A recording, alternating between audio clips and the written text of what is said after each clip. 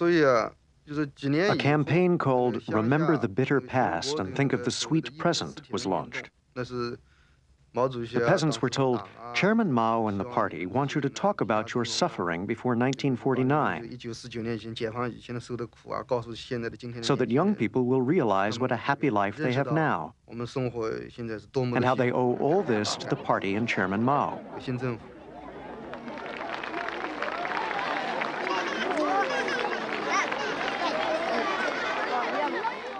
The peasants started to talk about the bitter past. Then they forgot that they were supposed to be talking about the old society before 1949. They got carried away and talked about the famine of the last 3 years. They cried and cried. The officials were scared to death. It was as if the peasants were blaming the Communist Party and Chairman Mao. They said, Grandma Zhang, Grandpa, you can't talk like this. The peasant said, why not? So many in our families died. Never, ever have we had such a terrible time.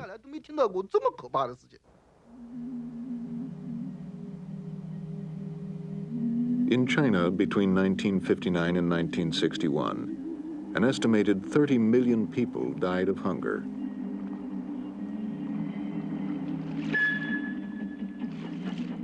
Officially, the communist government blamed the catastrophe on floods and drought.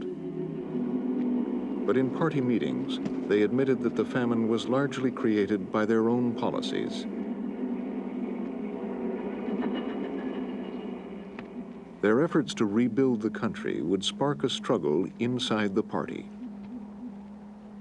A struggle that would engulf the Chinese people in chaos and terror.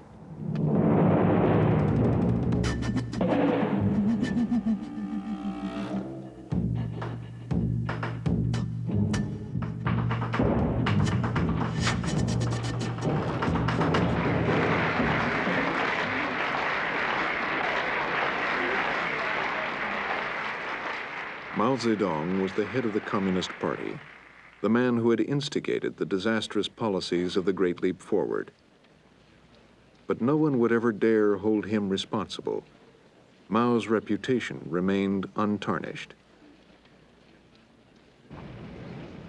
During this time, Mao had chosen to withdraw from day-to-day government. Liu Shaoqi took over. Although people respected Liu Shaoqi, and he had great authority, he could not compare with Mao. I remember after Mao resigned as head of state, the People's Congress elected Liu Shaoqi to succeed him. We had parades to celebrate. But people shouted, "Long live Chairman Mao."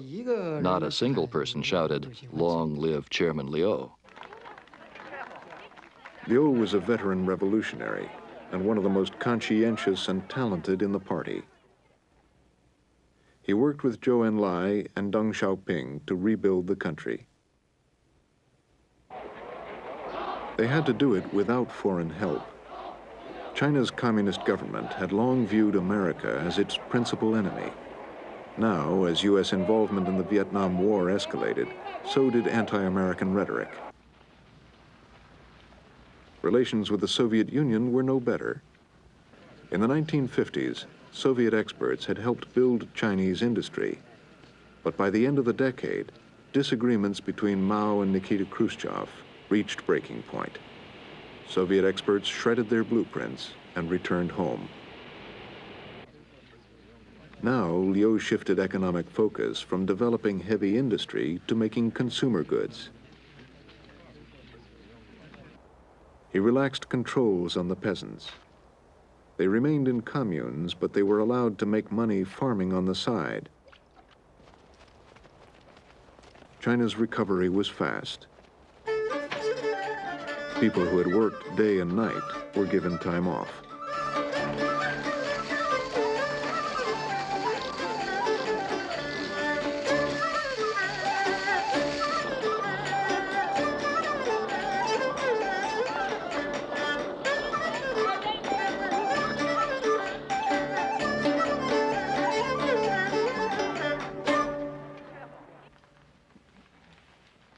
The early 1960s were quiet years for Mao. He studied political economy. He read the Chinese classics of warfare and romance. Later, there were more dance parties. Before, they were once a week on Saturday. Then they were increased to twice a week on Wednesday and Saturday. There was another big change. Another room was set up by the ballroom. Sometimes during the party, Mao took young girls into this room to rest with him. He would rest for an hour or so. I think Mao got great pleasure from these parties.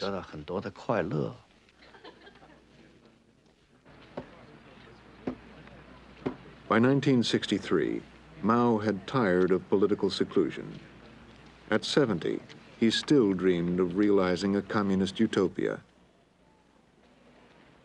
He began to plan the final and most revolutionary act of his political career.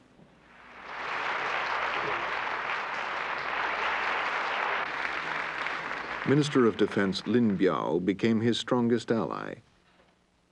In 1964, Lin published a pocket-sized book called Quotations from Chairman Mao Zedong.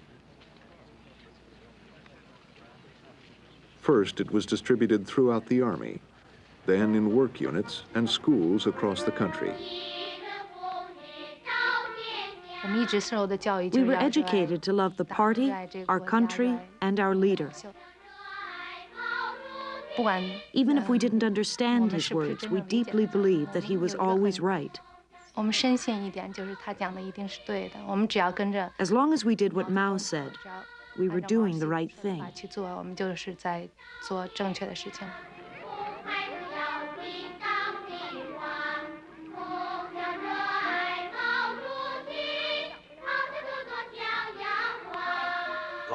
My teachers taught me that Chairman Mao was the great savior of China,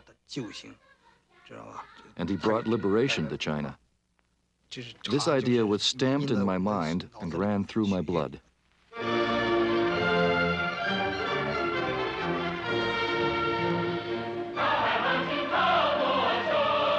The cult of Mao soon elevated him to the stature of a living god, all-powerful but remote.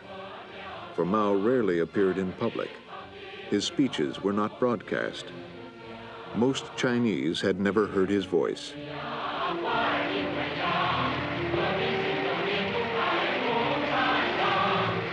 Liu, Deng, and Zhou did not oppose the cult. Mao personified the revolution. To attack him would undermine their own legitimacy. Instead, they quietly ignored his radical ideas. Their programs of careful economic growth were working. By 1966, China was increasingly prosperous and the world's fifth nuclear power. But Mao was more and more dissatisfied.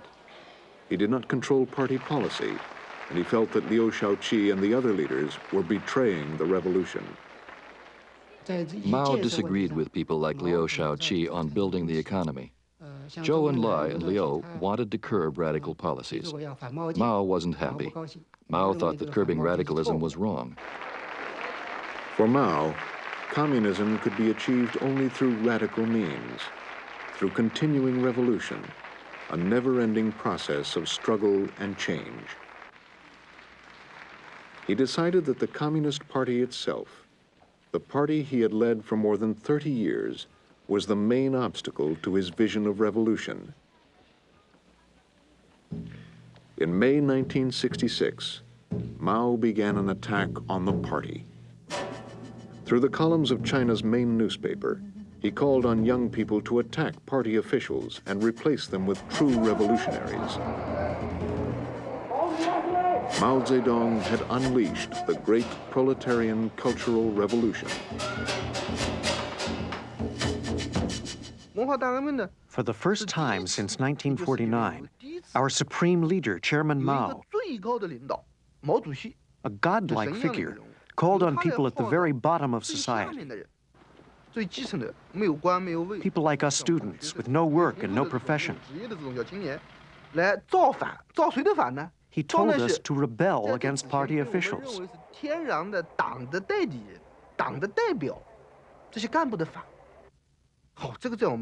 This had a tremendous impact on us.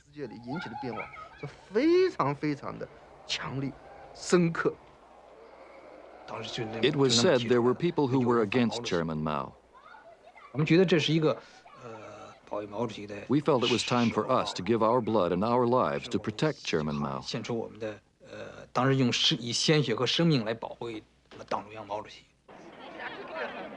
Young people took to the streets. They wrote wall posters attacking their teachers and party officials. Within days, schools and universities were in turmoil. Having launched the Cultural Revolution, Mao left Beijing. Liu Shaoqi and Deng Xiaoping were left to manage the growing disorder. They asked Mao for instructions, but he gave them none.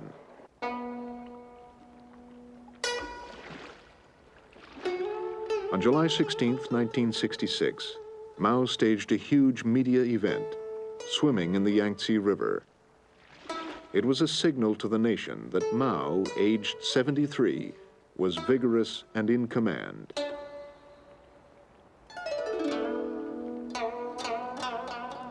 Two days later, he returned to the capital.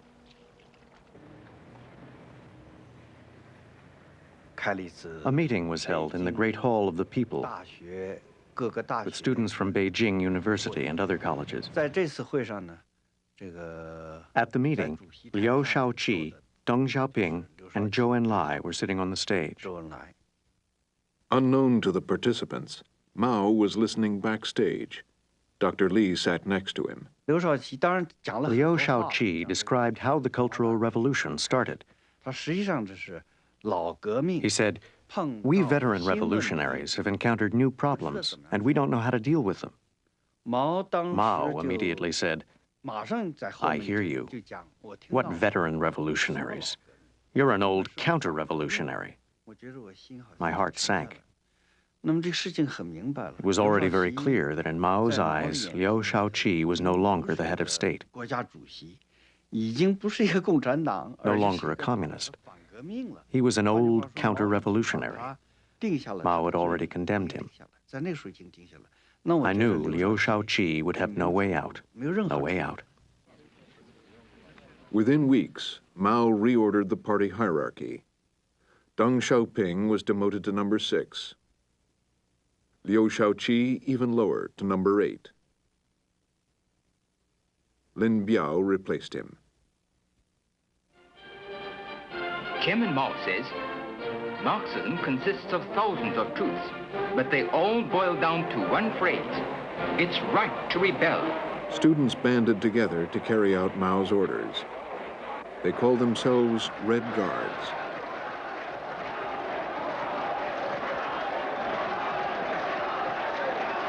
On August 18, 1966, Mao began a series of public appearances, greeting millions of young people in Tiananmen Square.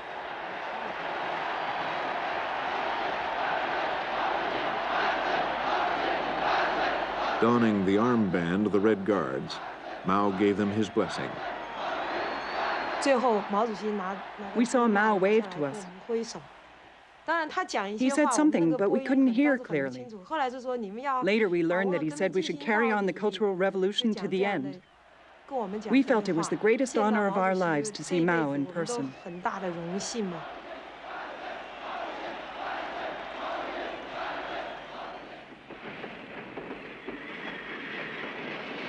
With Mao's approval, the Red Guards traveled for free around the country to gain revolutionary experience. In September 1966, schools did not open for the academic year. This was the first chance we had to break away from our parents, to do whatever we wanted.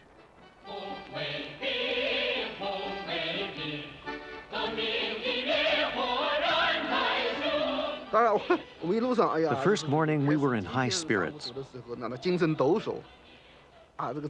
We sang revolutionary songs as we walked. We walked the whole day. The second day, we had blisters on our feet, and we were exhausted. Army trucks often passed us on the way. The Liberation Army men would say, "Chairman Mao's Red Guards, where are you going?"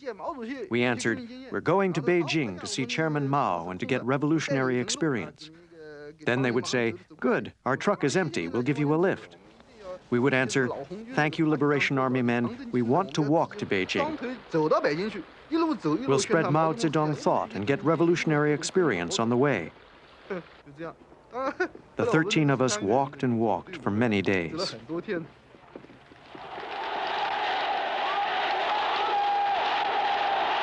On October 1st, 1966, National Day, the rallies with Mao reached their most extravagant level. Long live our great leader, Chairman Mao. And Lin long Biao, life, now called long, Mao's long closest life. comrade in arms, led the ceremony.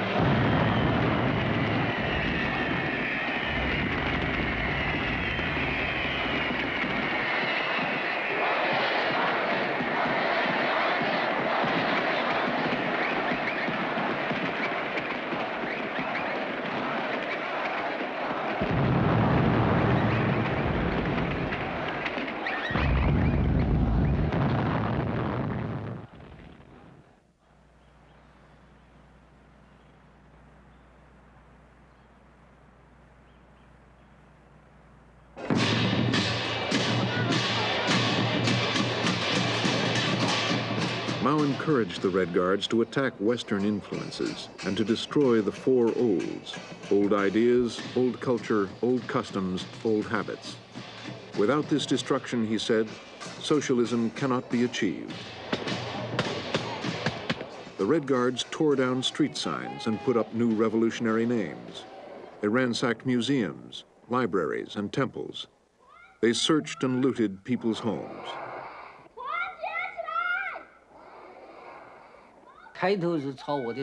At first, they took my books, together with a bookcase. The second time, they searched for money.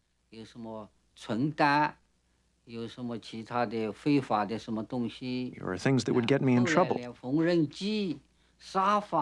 Later, they took the sewing machine and sofa, even the desk. There was no reason for it. My children were scared to death, shaking with fear.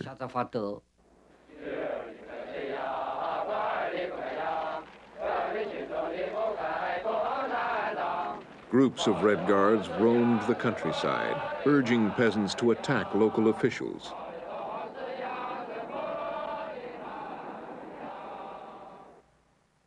They came to Ruowang in November 1966. Some villagers seized the chance to take revenge against officials who for years had given the best grain to the state. They criticized old Xu. They said, "You old woman, you sifted and selected until there wasn't a single husk in the grain. You delivered such good grain to the state. You didn't want to leave any for us to eat, did you?" Several people went up to the platform and put a tall paper hat, it was at least this tall, on old Xu's head. They held her by the scruff of the neck and paraded her through the streets.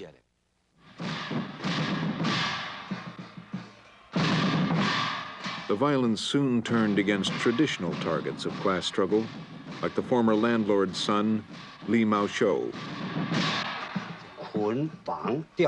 I was tied up, hung up, and beaten up. One afternoon, I passed out 4 times. I stopped breathing. Later, they didn't even have to hit me. My breathing would stop when they hung me up. That's how bad it got.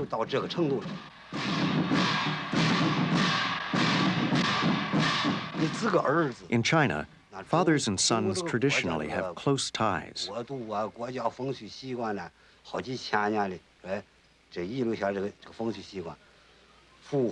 But now you had to end your relationship.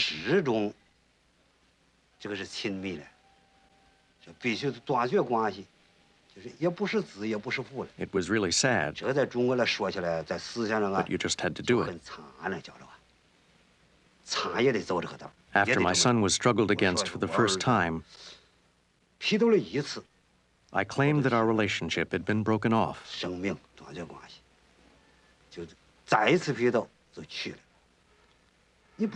Awful things would have happened to him if I hadn't done that. Throughout China, party officials, intellectuals, people with foreign connections, former businessmen, millions were paraded and beaten in public. It is estimated that at least 400,000 people were killed. We called him Secretary Zhang. He was the secretary at the state farm where my mother had worked. We all knew him when we were children. Once he dragged me by the ear for hundreds of yards. The side of my head got all swollen. He treated his subordinates very badly. When the Cultural Revolution came, the Red Guards and workers dragged him out to struggle with. He was not treated nicely because he'd been so mean to people. He was forced to kneel on the ground, on sand, broken stones, and glass for more than 2 hours. He knelt with a heavy board hanging from his neck. It had his name written on it, with red crosses through it. That's how someone who was going to be shot was treated. The board was hanging on a very thin wire, so after 2 hours, blood oozed out on the wire and dripped down. He was over 50, or close to 60, and he was struggled against many, many times because people really hated him. Soon he died.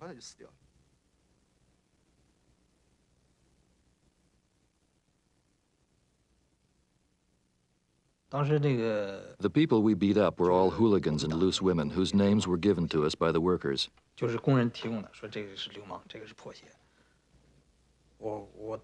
I put them on a truck and told them to kneel down.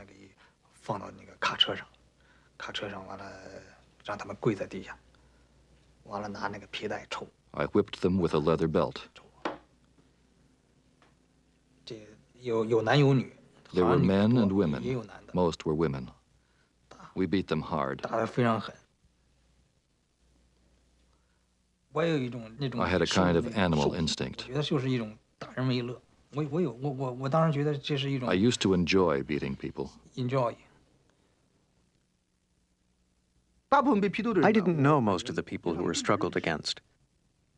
When we heard different views, we wondered, if you sympathized with the party official, did it mean you were too simplistic? Did it mean you lacked political consciousness and couldn't see his evil capitalist roader nature? Whenever a question came up, our first reaction was not to believe the official might be innocent, but that we were too naive and too inexperienced. I didn't think about it much. Chairman Mao called on us to be involved with affairs of state, to be active in making revolution. We felt this was revolution.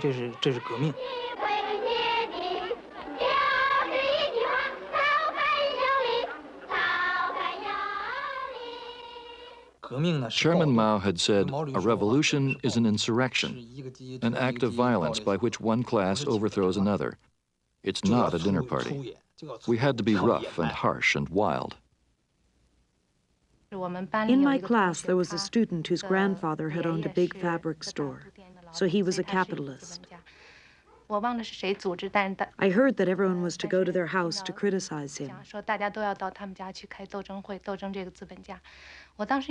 I got there late, and by the time I arrived, the capitalist had been beaten to death. I remember that his head was all swollen and dark and bruised.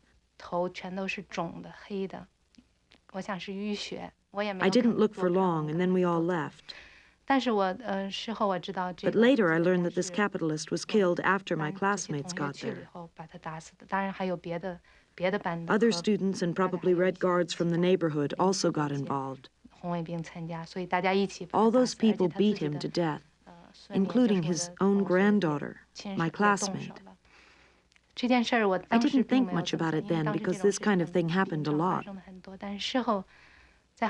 But years later, I thought about it many times and I wanted to find an answer. The question was very difficult. It was, if I had not arrived late, what would I have done? Would I have beaten him? He was a capitalist, but at the same time, he was a man, an old man. I have never been able to answer this question. By 1967, the Radical Cultural Revolution group dominated the government. Members included Lin Biao and Mao's wife, Zhongxin. She often appeared as Mao's spokesperson and had gained great power. Her calls for violent struggle were immediately obeyed by millions of Red Guards. Moderate leaders, repulsed by the fanaticism, felt closer to Zhou Enlai. Zhou's role in the Cultural Revolution is ambiguous. He tried to moderate events, but in the end he always sided with Mao. He tried to protect people, but his power had limits. Many close to him would soon be brutally attacked.